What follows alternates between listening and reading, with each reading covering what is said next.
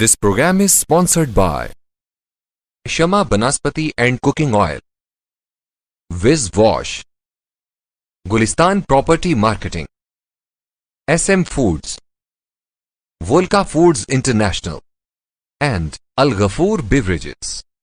اعوذ باللہ من الشیطان الرجیم بسم اللہ الرحمن الرحیم الصلاۃ والسلام علیکہ یا رسول اللہ الصلاۃ والسلام علیکہ یا حبیب اللہ صلی اللہ علیہ وسلم۔ مکس نیوز کا ادبی پروگرام اہل قلم اور میں ہوں آپ کا میزبان راجہ کوثر سعیدی۔ یہ قرطاس و قلم ہی تو ہمارا کل اثاثہ ہیں، یہ قرطاس و قلم ہی تو ہمارا کل اثاثہ ہیں، بڑے آرام سے بچے یہ زر تقسیم کر لیں گے۔ ناظرین، آج ہماری خوش نصیبی بین الاقوامی شہرت کے حامل شعبہ تعلیم و تعلم کا ایک بڑا معتبر حوالہ، 35 سے زائد کتب کے خالق، محقق، ادیب، نقاد، دانشور، مترجم، حد درجہ عاجزی و انکساری رکھنے والی ایک بہت بڑی شخصیت، فخر و ناز مدینۃ الاولیاء جناب پروفیسر ڈاکٹر محمد امین ہمارے پروگرام میں مہمان ہیں۔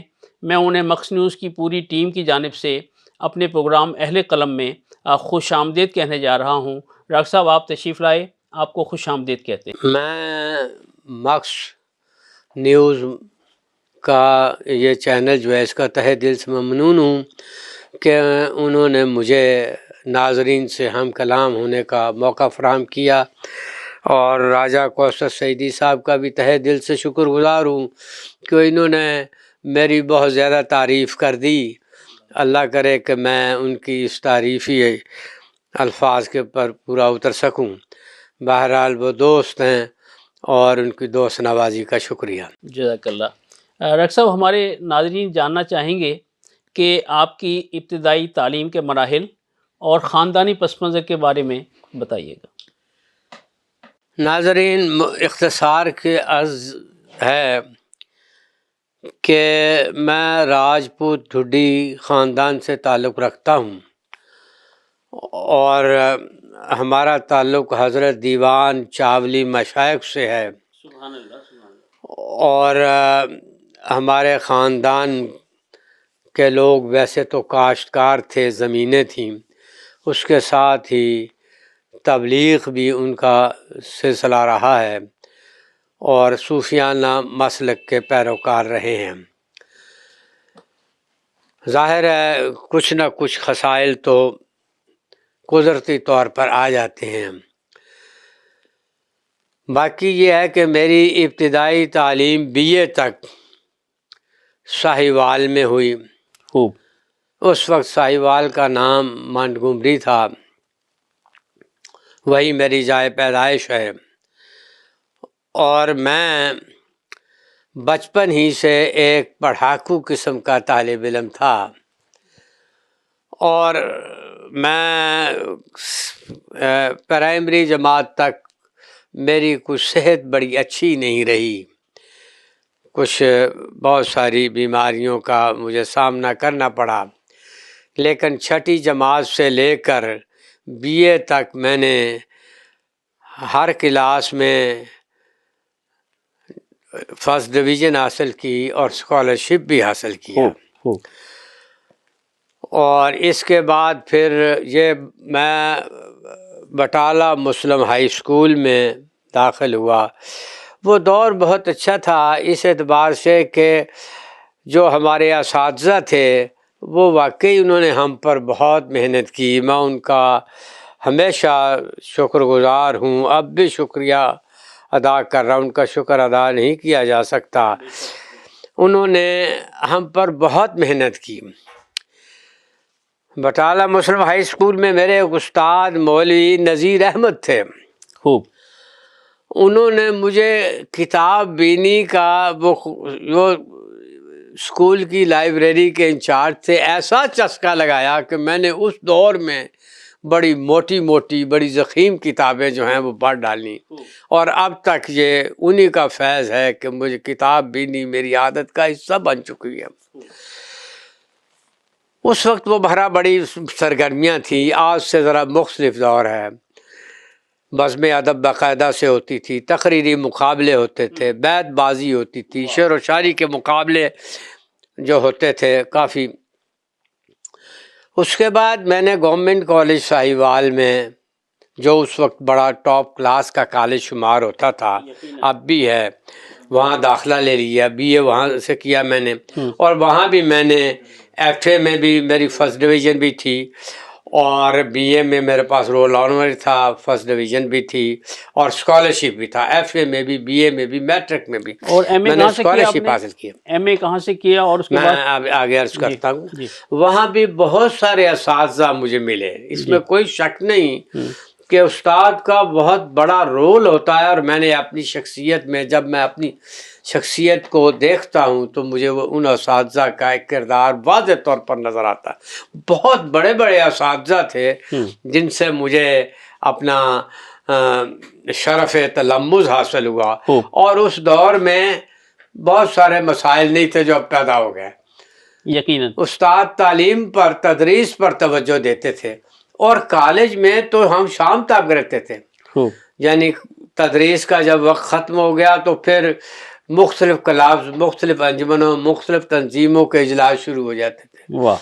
پھر کھیل کے میدان سجے ہوتے تھے، کالج کی کنٹین کھلی رہتی تھی، اساتذہ موجود رہتے تھے۔ میں نے ان سے بہت کچھ سیکھا، اس میں بہت سارے نام ہیں۔ ایک ڈاکٹر الفضل نسیم ہیں جنہوں نے بہرحال، جن سے میں نے، اصغر علی شاہ صاحب بھی میرے استاد رہے ہیں، میں نے ان سے عربی پڑھی ہے، 4 سال میں ان کا طالب علم رہا ہوں، اور ان سے میں نے عروض بھی سیکھا۔ تو بہرحال یہ ایک، میں صرف چونکہ اختصار کر رہا ہوں کیونکہ بڑی طویل ہو جائے گی، بہت اعلیٰ اساتذہ مجھے میسر آئے۔ اس کے بعد میں نے پنجاب یونیورسٹی کے شعبہ فلسفہ میں داخلہ لیا، وہاں بھی مجھے بڑے اچھے اساتذہ ملے۔ وہاں اس وقت 3 اساتذہ ہی تھے، اور یہ ڈاکٹر سی اے قادر، ڈاکٹر عبدالخالق اور خواجہ غلام صادق، یہ ان اساتذہ سے مجھے فلسفے کی تعلیم حاصل کرنے کا شرف، جو اپنا، ان کا اپنا نام ہے، اپنا فیلڈ میں وہ بڑے نامور لوگ ہوئے ہیں، اور یہاں بھی میں نے فرسٹ ڈویژن حاصل کی۔ اور اس کے بعد ہمارے دور میں ایک یہ روایت تھی کہ جو طالب علم بہت اچھا ہوتا تھا، خاص طور پر جو ادبی ذوق رکھتا تھا اور انگریزی اچھی بول لیتا تھا یا لکھ سکتا تھا، اسے گھر والے بھی اور دوسرے لوگ بھی کہتے تھے بھائی CSS کا امتحان دو۔ یہ ایک ساہیوال میں اس وقت کریز تھا، اور اس میں کوئی شک نہیں کہ ساہیوال کے بہت سارے لوگ جو ہیں وہ اس طرف آئے۔ ناظرین، ڈاکٹر صاحب اپنے پنجاب یونیورسٹی میں ایم اے کے حالات و واقعات جو ہیں وہ بیان کر رہے تھے، اپنے جید اساتذہ کرام کے بارے میں بتا رہے تھے۔ تو ملتے ہیں ایک بریک کے بعد، اور پھر ان سے پوچھیں گے کہ ان کی پی ایچ ڈی جو ہے وہ کب مکمل ہوئی۔ تو ہمارے ساتھ رہیے گا، ملتے ہیں ایک وقفے کے بعد۔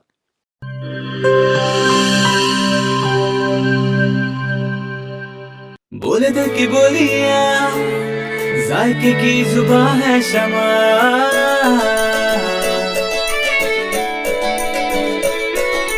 بولے بولے بولے بولے دل بولے، کوئی ڈش آئی لو یو کہے،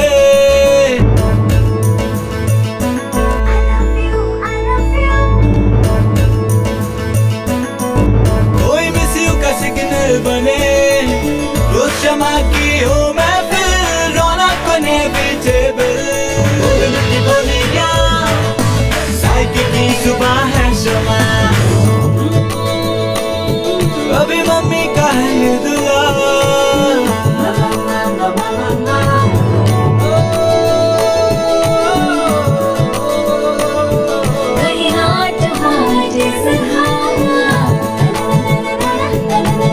روز شمع کی ہو محفل،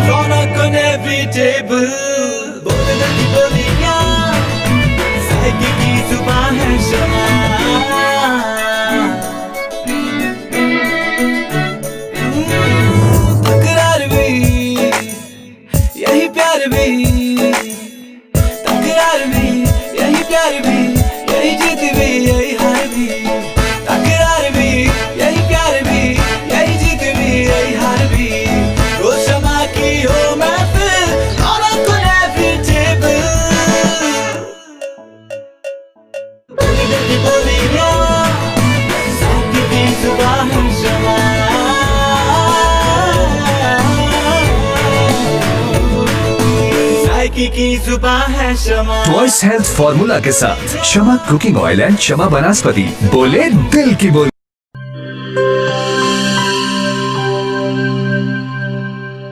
हर एक शय को साफ रखना, अंदर बाहर हर एक कोना साफ रखना, हाथों को पास ना आए कभी कोरोना।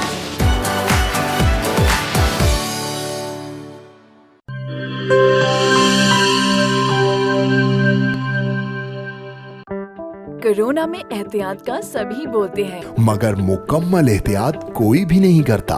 मुकम्मल एहतियात करें पुनः या डिसइंफेक्टेंट जो सिर्फ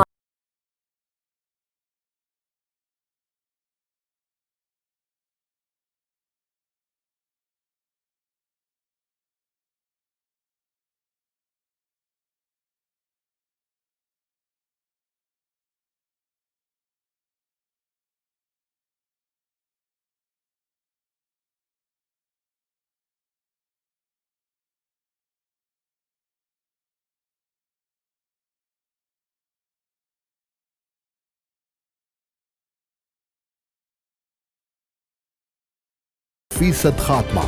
और दे मुकम्मल तहफ़्फ़ुज़। ये हुई मुकम्मल एहतियात की बात। पुल्लायर 1, 3, 5, 10 और 30 लीटर की पैकिंग में दस्तयाब है।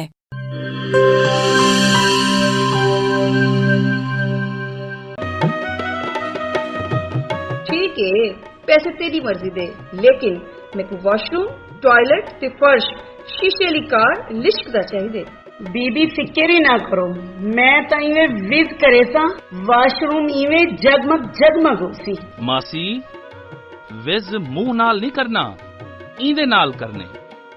विज आया दाग ते जरासीम दा सफाया, सेहत सफाई ते पाकीज़गी गिन के आया, क्यों जो सफाई निस ईमान है। वल लिटे मेरा ते विज दा कमाल, जनूबी पंजाब दा पहला ब्रांड, इंटरनेशनल मियार, जिंदगी खुशगवार। होवे क्यों ना, सराइकी जो किया। Wiz Wash, House of Cleaning Products.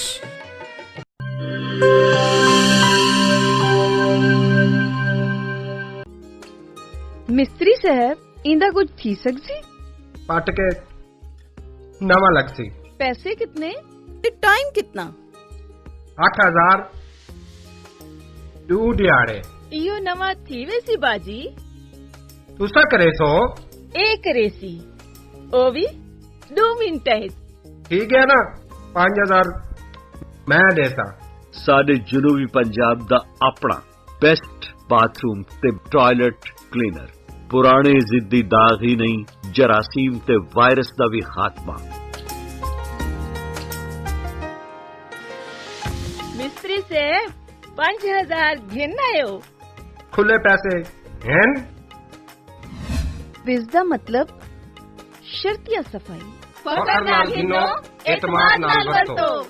Wiz Wash, House of Cleaning Products.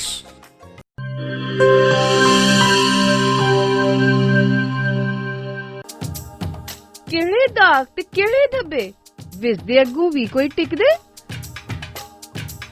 फर्श ते देखो चमचम चमके, टॉयलेट भी लिशकारे मारे। पहला ब्रांड साडा अपना ते दूजा माल असा नहीं घिनना।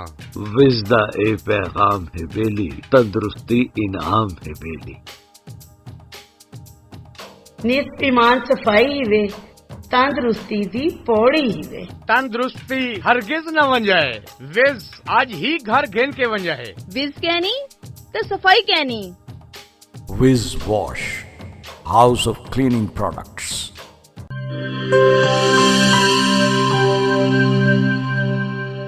वेलकम बैक नाज़रीन। डॉक्टर साहब, हमारे नाज़रीन को ये बताइएगा कि आपने शोबे फ़लसफ़ा जो है सिर्फ इसी को क्यों मुंतखब किया और इसी में आपने जो है वो PhD की डिग्री हासिल की। उस दौर में मैं अल्लामा इकबाल से बहुत ज़्यादा मुतासर था, और मेरा ये मुतासर और होना या मेरी ये अक़ीदत एक वालिहाना मोहब्बत की हद तक बढ़ चुकी थी। तो मैंने बहरहाल چونکہ مجھے شعر و شاعری کا بھی شوق تھا، ساتھ جو ہے تصوف کا بھی شوق تھا، پھر یہ ہے کہ وہ پھر فلسفے کا بھی شوق ہوا. تو اس طریقے سے آپ یوں کہہ سکتے ہیں کہ اس کے زیر اثر میں نے فلسفہ شعبہ کو منتخب کیا. اس کے ایم اے کرنے کے بعد مجھے جاپان کا research scholarship as a research student ملا. وہاں میں نے جاپانی زبان پڑھی، کچھ تھوڑی سی چینی بھی پڑھی، اور ریسرچ کرنے کے بعد پھر میں واپس آیا. اور وہی شعبہ کہ میں نے اس وقت میرا ایک انٹرویو چھپا تھا قندیل میں، جس میں مجھ سے پوچھا گیا کہ آپ کا کیریئر بہت اچھا ہے اور میں نے کہا جی میں استاد بننا چاہوں گا. تو بہرحال میں یہ ایک پرائیویٹ کالج میں لیکچرر ہو گیا فلاسفی کا. پھر یہاں جامعہ عثمانیہ بہاولپور میں بھی کچھ عرصہ رہا. اس وقت ہمارے بہرحال وہ تو شیخ الحدیث بہت تھے، علامہ سعید احمد کاظمی صاحب بھی ہمارے ساتھ تھے. وہیں ان سے بھی اور ان کے بیٹے سے بھی کافی ملاقاتیں رہیں. اسی دوران مجھے جاپان کا اسکالرشپ ملا. پھر میں واپسی پر پھر بہرحال کچھ عرصہ تو میں اسلام آباد میں رہا ریسرچ آفیسر، لیکن پھر میں ادھر ملتان آ گیا. تو آپ نے ملتان آنے کے بعد پھر میں نے بہاؤالدین زکریا یونیورسٹی سے تصوف میں فرد کا تصور کے عنوان سے پی ایچ ڈی کی. یعنی جو مسلمان ہمارے جو صوفیاں ہیں ان کے ہاں فرد کا کیا تصور ابھرتا ہے. چنانچہ یہ میرا پی ایچ ڈی کا مقالہ ہے جس میں نے اس کے احوال و مقامات بھی بیان کیے اور مختلف نظریات ہیں، تصورات ہیں. مرد مومن کا علامہ اقبال کے ہیں، انسان کامل کا تصور جو ہے ابن عربی، اور اس طریقے سے اور بہت سارے تصور ہیں. ان سب تصورات پر ایک محاکمہ لکھا. یہ میرا پی ایچ ڈی کا تھیسس ہے. منفرد سا عنوان ہے. ہاں جی، یہ بڑا منفرد سا عنوان ہے جی جی جسے آپ نے چوز کیا اس زمانے میں. جی جی. یہ اصل میں ظاہر ہے کہ اس دور میں تھوڑا سا یہ بھی تھا سلسلہ فلسفے میں کہ انڈیویجول پر. تو میرے ذہن میں یہ ہوا کہ انڈیویجول کی جو صحیح شکل و صورت ہے وہاں میں نے تقابلی مقابلہ بھی کیا، مثلا تقابل بھی کیا ان سے جو ویسٹرن ہیں. نیچے کا اس وقت بڑا تھا سپرمین کا تصور، کہ ہمارے صوفیاں کے اندر جو تصور ہے وہ زیادہ واضح ہے. یہ بہت سارے تصورات ہیں. ایک یہ انسان کامل اور مرد مومن تو بڑے واضح عام لوگ جانتے ہیں، ان کے علاوہ بھی پھر ان کے احوال و مقامات ہیں، ان کا ایک پورا فضائل ہیں، ان کے اخلاقی فضائل ہیں. تو اس لیے اس میں نے کافی یعنی یہ مفصل مطالعہ ہے. تو اس میں یہ میرا مقصد بنیادی لکھنے کا یہ تھا کہ ہمارے ہاں صوفیاء کے ہاں جو تصور فرد ہے وہ سب سے زیادہ واضح ہے، اور اس کے زندگی کے ہر پہلو میں وہ ہے. وہ صرف قوت کا خواہش مند نہیں ہے، طاقت کا خواہش مند نہیں ہے، وہ اس کے اندر روحانیت بھی ہے، وہ روحانی فضائل بھی ہیں. تو بہرحال یہ ایک تھوڑا سا نادر اور انوکھا ٹاپک تھا جس کو بہت پسند کیا گیا. تو اس کے بعد پھر میرا یہی تعلیم و تدریس کا سلسلہ رہا. آپ چیئرمین شعبہ فلسفہ بہاؤالدین زکریا یونیورسٹی بھی رہے. جی جی. میں کتنے عرصہ وہاں کا؟ میں یہاں میری زیادہ ملازمت جو ہے وہ تو ہے کالجز کی. سول لائنز کالج میں کافی عرصہ رہا، ایمرسن کالج میں رہا، پھر میں علمدار کالج کا پرنسپل بن گیا. اسی دوران بہاؤالدین زکریا یونیورسٹی نے کچھ شعبے شروع کرنے کا پروگرام بنایا جس میں سوشیولوجی، فلاسفی اور سائیکالوجی تھی. ظاہر ہے اس وقت لوگ موجود نہیں تھے، تو مجھے بہرحال یونیورسٹی نے ڈیپوٹیشن پر بلا لیا. میں پھر وہاں چلا گیا. تو یہ تو میرا تینوں شعبوں میں ایک کام ہے. تو اس کے بعد میں فلاسفی شعبے کو باقاعدہ میں فاؤنڈنگ چیئرمین ہوں. میں نے اسے بنایا، قائم کیا، کورسز ڈیزائن کیے، MPhil لیول تک ڈیزائن کیے اور پوری شرائط کے ساتھ یونیورسٹی کی اور ساری شرائط کو پورا کر کے میں نے اپنے طور پر کوشش کی اور پھر اس کا چیئرمین رہا میں. پھر وہاں سے ریٹائرمنٹ کے بعد پھر مجھے کانٹریکٹ مل گیا اور کانٹریکٹ میں بھی میں ہیڈ آف دی ڈپارٹمنٹ رہا ہوں اور کام کرتا رہا ہوں اور اب بھی میں اسی شعبے سے منسلک ہوں ایز اے وزٹنگ پروفیسر کے. اچھا ڈاکٹر صاحب، ہمارے ناظرین یہ جاننا چاہیں گے کہ آپ ایک زود گو شاعر ہیں. آپ نے پنجابی، اردو اور دیگر کئی زبانوں میں شاعری کی اور جاپانی صنف ہائیکو کو آپ نے پاکستان میں متعارف کرایا. تو شاعری کا آغاز کب ہوا؟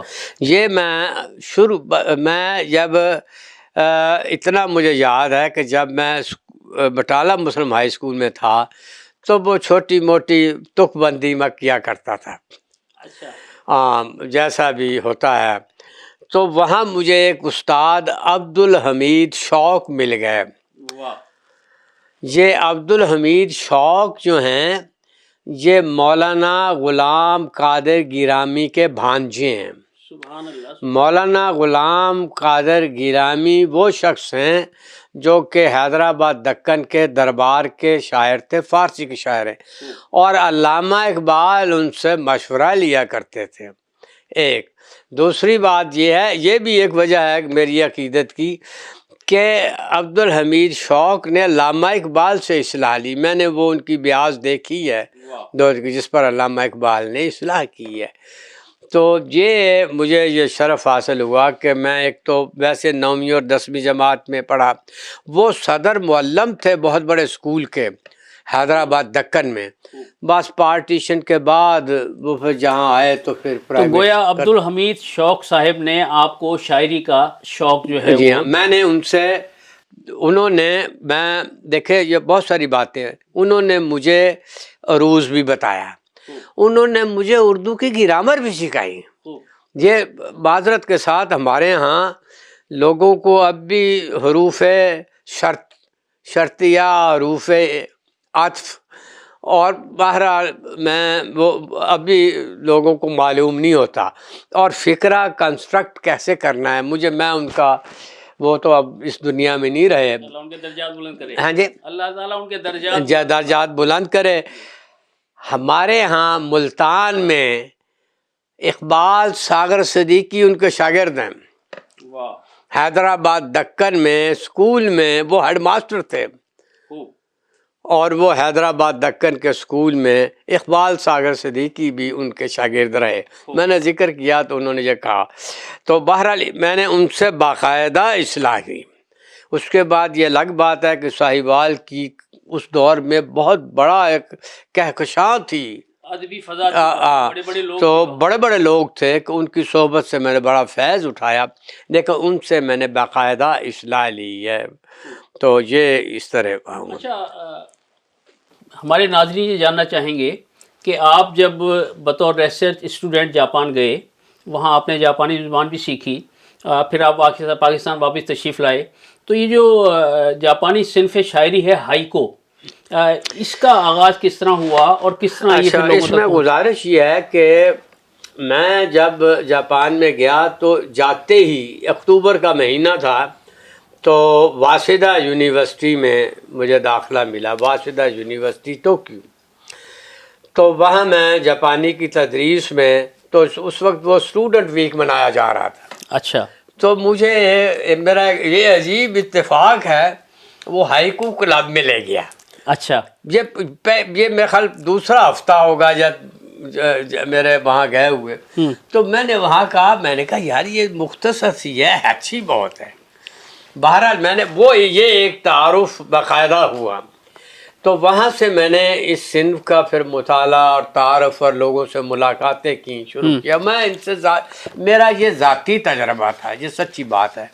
میں نے اپنے طور پر جو مناسب سمجھا، میں نے وہ جو ہے اس کے لیے جو ہے میں نے بہت ساری بحروں میں تجربہ کیا، لیکن میں نے اپنے لیے ایک بحر خفیف جو ہے وہ مخصوص کر لی.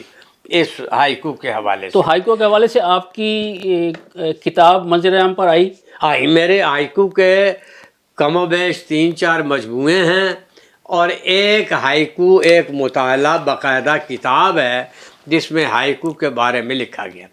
اور اس سے پہلے اپنا اردو میں ہائیکو نگاری کے حوالے سے میرا ایک کتابچہ مقتدرہ قومی زبان نے بھی شائع کیا. یہ کافی پرانی 1985-86 کی بات ہے. اس کے بعد پھر یہ کتاب چھپی، مختصر سی ہے، لاہور سے یونیورسل بکس نے چھاپی، یہ ہائیکو ایک مطالعہ. ڈاکٹر صاحب اگر اجازت دیں تو میں اپنے ناظرین کو آپ کی کتاب لوح مستور سے ایک یا 2 ہائیکو جو ہے وہ ان کے خدمت میں پیش کروں تاکہ انہیں اندازہ ہو کہ یہ 3 مصروں کی جو چھوٹی سی نظم ہے یہ کتنی ایفیکٹو ہوتی ہے. کہ رات دل سے اداسیوں نے کہا، رات دل سے اداسیوں نے کہا، عمر تیزی سے کٹتی جاتی ہے، دکھ ابھی اور کتنے باقی ہیں. ناظرین یہ ہائیکو ہے. اور ایک اور ہائیکو دیکھیے گا ڈاکٹر صاحب کی کہ پا پیادہ سفر تھکن سردی، پا پیادہ سفر تھکن سردی، کشمکش رات فیصلہ الجھن، ڈائری پر لکھا ہوا ایک نام. یہ وہ صنف شاعری ہے جو ڈاکٹر صاحب نے متعارف کرائی. ناظرین ایک وقفے کا وقت ہوا جاتا ہے، اور وقفے سے واپسی کے بعد پھر ڈاکٹر صاحب سے پوچھیں گے کہ انہوں نے جو پنجابی کا شعری مجموعہ ہے دکھ سانجھ وہ کس طرح مرتب کیا، اور اس کے بارے میں انشاءاللہ ان سے جانیں گے. ہمارے ساتھ رہیے گا. ملتے ہیں ایک وقفے کے بعد.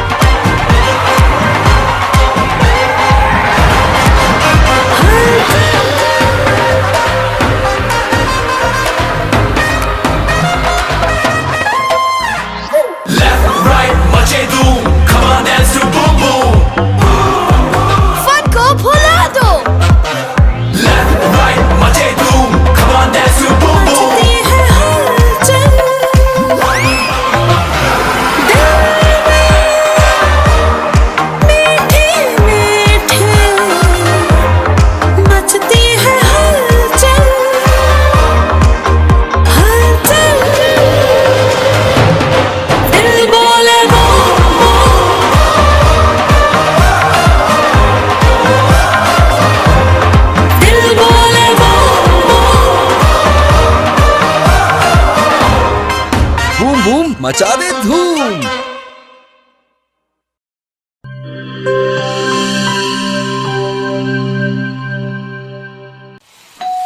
ہو مہمانوں کی آمد ہے، پھر آئی شامت ہے، کچھ نیا پکاؤ نیا کھلاؤ، کھانے پہ امپریشن ذرا ڈٹ کے جماؤ، امپریشن جمے گا اور جم کے جمے گا. کڈس پاستا بناؤ اور سب کو کھلاؤ، کڈس پاستا اب بناتے ہی جاؤ. گبس پاستا اور گبس ریسیپی مکس سے ڈالیں اپنے کھانوں میں جان. آپ ٹائم دیں مہمانوں کو، ہم بنائیں آپ کے کھانوں کو. Gibbs pasta, Gibbs pasta.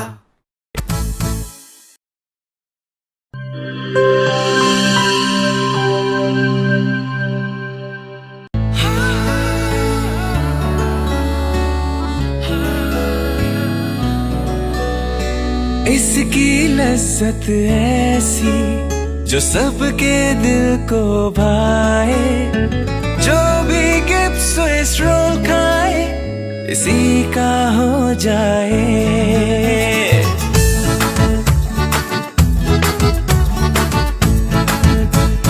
اپنا بنانا ہو، کسی کو منانا ہو، دل میں بسانا ہو، ذائقہ اس کا چھائے، کھا کے مسکرائے، جو بھی گبس سوئس رول کھائے اسی کا ہو جائے. جب دودھ اور انڈے میں ملے اسٹرابری، ونیلا اور بنانا کا فلیور تو بنتا ہے مزیدار گبس سوئس رول. जिसकी मिठास दिलों को मिला दे। किप्स स्विस रोल, जो भी खाए इसी का हो जाए।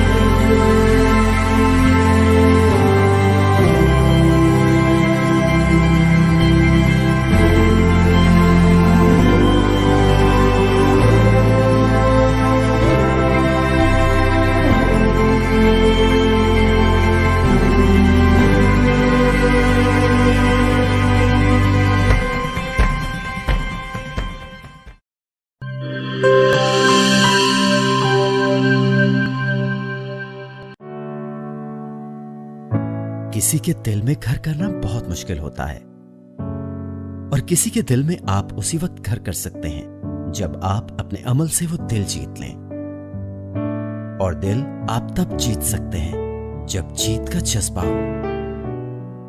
इसी जज्बे से सरशार हमने लगाया एक छोटा सा पौधा जो आज एक तनावर दरख्त बन चुका है, और इसकी घनेरी छांव में आपको मिल रहा है ममता की आगोश जैसा सुकून। अल्हम्दुलिल्लाह, ये तनावर दरख्त जिसे आपकी पजीराई ने सेंचा। गुलिस्तान प्रॉपर्टी मार्केटिंग अपनी घनी छांव को फैलाते हुए एक और शाख के जेर साया आपको दे रहा है सोनी धरती हाउसिंग स्कीम, वो भी मुकम्मल रिहायशी सहूलियात के साथ। आपके दिल की धरती पर हमारा घर, और सोनी धरती पर आपका घर। राबिते के लिए 0300 777 200 0300 222 402।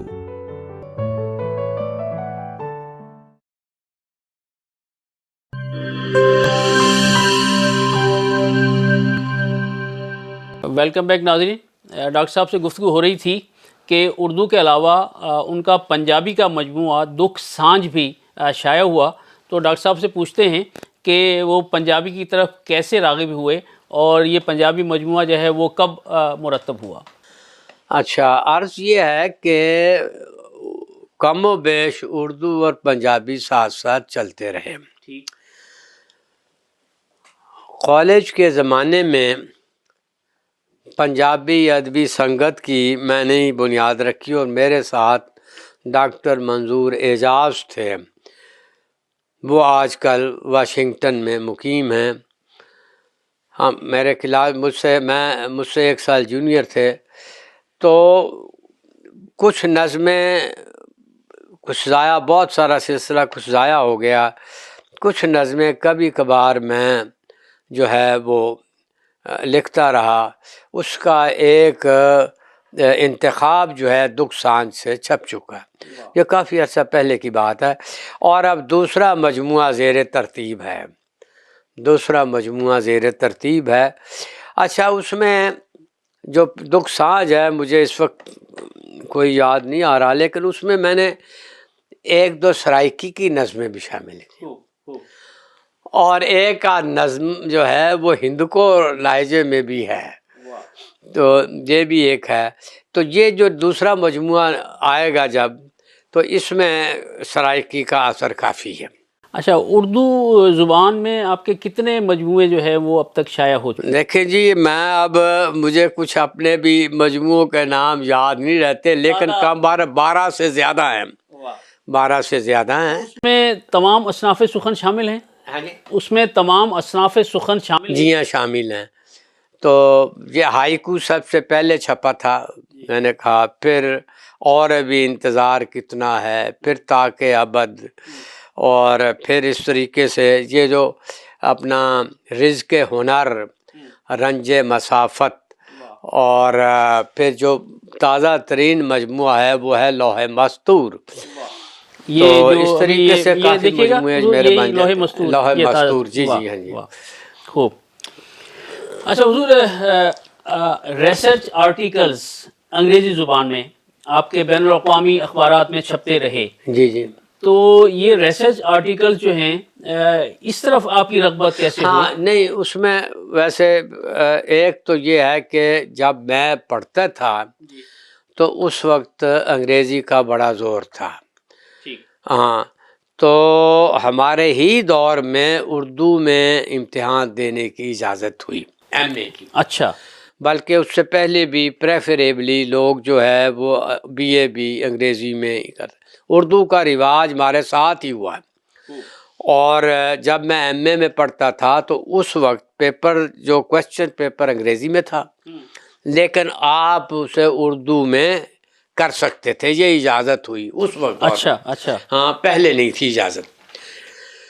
تو یہ انگریزی اس وقت ہم لکھتے تھے، تو یہ ریسرچ آرٹیکلز ہیں چند، اور ان میں بھی بہرحال میرا جو ہے وہ مسلم فلسفی والا سلسلہ جو ہے وہ اپنا ہے، تو یہ کوئی 7 8 10 کے قریب بن جاتے ہیں۔ تو یہ مختلف رسائل میں چھپے ہیں، اخبارات میں نہیں، رسائل جو ہمارے یونیورسٹی میں بس الحکمت ہے، اور یہ اس طرح ایک صوفیہ رسالہ ہے سندھ کا، ان رسائل میں میں نے جمع کر کے ان کو چھاپ دیا، ان ریسرچ آف وزڈم کے نام سے، ان ریسرچ آف وزڈم۔ اور اس میں بھی یہ ہے کہ مثلا میری اب مثلا تصوف پر بھی، فلسفے پر اور تصوف پر میری کتابیں ہیں۔ یہ پہلی اشارات فلسفہ، مقالات فلسفہ، اور خواجہ فرید فکر و فن، مقالات تصوف، وجودیت اور تصوف، تو یہ، اور اخلاقیات، یہ میرے فلسفہ اور تصوف کے والے سے کتابیں ہیں۔ جاپانی حکومت کی طرف سے حال ہی میں آپ کو ایک بڑا ایوارڈ دیا گیا، ناظرین کو اس کے بارے میں کچھ بتائیے۔ بہرحال یہ مجھے کوئی توقع نہیں تھی، لیکن بہرحال خلاف توقع یہ جاپانی حکومت کی طرف سے مجھے میرے کام پر ایوارڈ دیا گیا۔ جو انہوں نے جس کام کو اہمیت دی وہ زبان کی گرامر اور ڈکشنری اور تراجم کو اہمیت دی گئی ہے۔ میں نے جاپانی تراجم شاعری کے بھی اور ڈراموں کے بھی کیے ہیں، اور اس کے علاوہ جو ہے وہ 3 کتابیں جاپانی زبان کی، جاپانی بول چال ہے، اور یہ جاپانی ڈکشنری ہے۔ تو اس حوالے سے انہوں نے the order of the rising sun, gold rays with rosette کا یہ ایوارڈ دیا۔ یہ بہت بڑا سول ایوارڈ ہے ان کا۔ تو بہرحال مجھے توقع نہیں تھی، لیکن مل گیا۔ بہرحال اس کا پروسیجر خاصا لمبا چوڑا ہے، کیونکہ پھر یہاں سے بھی اجازت لینی پڑتی ہے۔ جی جی، ہاں، لیکن میں سمجھتا ہوں کہ انہوں نے آپ کے فن کی قدر کی، ہاں بس اور یہ آپ کو اپنا بڑا سول ایوارڈ دیا۔ یقیناً بہت شکر گزار ہوں میں، مجھے امید نہیں تھی اتنے بڑے ایوارڈ کی، لیکن بہرحال ان کا اپنا ایک معیار ہے، تو یہ مجھے بہرحال خوش قسمتی سمجھے۔ میں تو ہم سب کے لیے بڑا اعزاز ہے، ہم سب کے لیے بڑا اعزاز ہے کہ آپ کو جاپانی حکومت کی طرف سے یہ اس ایوارڈ سے نوازا گیا۔ اچھا ڈاکٹر صاحب، ہمارے ناظرین آپ کو دیکھ رہے ہیں، سن رہے ہیں، محسوس کر رہے ہیں ابھی تو بہت کچھ ہے جو آپ سے پوچھنا تھا، لیکن وقت کی تنگی جو ہے وہ آڑے آ رہی ہے۔ مکس نیوز کے ناظرین کے لیے اور خاص طور پر وہ جو ادیب اور شاعر حضرات ہیں ان کے لیے کوئی خصوصی پیغام؟ دیکھیں جی، یہ ویسے تو ایک روایت سی بن گئی ہے کہ پیغام جو ہے، میں یہ بات سمجھتا ہوں کہ شاعر اور ادیب کو اخلاقی طور پر بھی ایک نمونہ ہونا چاہیے لوگوں کے سامنے۔ صرف ادب ہی نہیں ہے بلکہ وہ ایک اخلاقی نمونہ بھی ہے لوگوں کے لیے۔ اور دوسرا یہ ہے کہ جو کچھ وہ دیکھتا ہے، جو کچھ اس پر واردات ہوتی ہیں، اس کو تجزیہ کر کے اس طرح پیش کرے کہ ایک رہنمائی کا پہلو بھی اس میں سے نکلے۔ اور دوسرا یہ ہے کہ جس زمین سے، جس مذہب سے، جس عقیدے سے ہمارا تعلق ہے، وہ بھی اس کا بھی اظہار اس میں ہونا چاہیے۔ اور میں کچھ کافی عرصے سے اس بات کا قائل ہو گیا ہوں کہ اخلاقیات بڑی بنیادی چیز ہے جس کی ہمارے ہاں ضرورت ہے۔ تو میں یہ سمجھتا ہوں کہ لکھنے والوں کو خود بھی اخلاقی اصولوں کی پابندی کرنی چاہیے۔ خوب، بہت خوبصورت پیغام ہے، بہت خوبصورت پیغام ہے۔ ناظرین، ڈاکٹر صاحب کا شکریہ ادا کرتے ہوئے کہ انہوں نے اپنے بارے میں، اپنی شاعری اور اپنے ادبی سفر کے بارے میں آگاہ کیا، میں انہی کی ایک غزل سے چند اشعار پر آج کے اس پروگرام کو ختم کرنے جا رہا ہوں، ان کی اجازت سے، کہ میں نقش گم شدہ تھا تجھ کو ڈھونڈنے سے ملا، میں نقش گم شدہ تھا تجھ کو ڈھونڈنے سے ملا، کہ جس طرح سے کوئی عکس آئینے سے ملا، بدل بدل کے چلے راہ پر سرے منزل، ہر ایک راستہ بھی تیرے راستے سے ملا، اور مجھے تو غم ہے یہی تیرے شہر میں اے دوست، ملا ہے جو مجھے دکھ تیرے واسطے سے ملا۔ اور اس کا مقطع دیکھیے گا کہ میں اپنی دھن میں رواں تھا جانب منزل، میں اپنی دھن میں روانہ تھا جانب منزل، وہ ہم سفر تو مجھے یوں ہی حادثے سے ملا۔ 1966 کی یہ غزل غالباً ہے، بہت پرانی جو غزل میں نے ہے، پڑھ کر سنائی۔ ایک بار پھر جناب ڈاکٹر محمد امین صاحب کا شکریہ ادا کرتے ہیں کہ انہوں نے وقت دیا، ہمارے پروگرام اہل قلم میں تشریف لائے۔ ناظرین، انشاءاللہ اگلے کسی پروگرام میں کسی اور صاحب علم و دانش سے ملاقات ہوگی۔ اپنے میزبان راجہ کوثر سعیدی کو مکس نیوز کے پروگرام اہل قلم سے اجازت دیجیے۔ اپنا بہت خیال رکھیے گا۔ اللہ حافظ۔ بہرحال آپ کا بھی بہت شکریہ، یہ شکریہ مجھ پر واجب ہے کہ راجہ کوثر سعیدی صاحب نے بھی بڑی اچھی گفتگو کی، اور مجھے بھی کچھ بہرحال واقعات بیان کرنے کا شرف حاصل ہوا، اور مکس نیوز کا بھی بہت شکریہ۔ بہت شکریہ۔